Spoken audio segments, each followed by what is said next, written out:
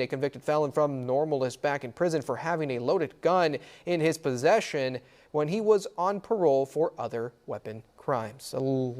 Last week, McLean County Judge William Yoder sentenced 23-year-old Caleb Teplitz Crawford to 19 years in prison. This comes after he was stopped by Bloomington police in June because of a suspended registration. The police department says they identified Teplitz Crawford. He was seen grabbing a gun and running away. During that stop, police canine helped find the loaded weapon in some bushes. An Illinois Department of Corrections official told Teplitz Crawford took him into custody. At the time, Teplitz Crawford was on parole for 2 other crimes, according to McLean County State's Attorney Erica Reynolds.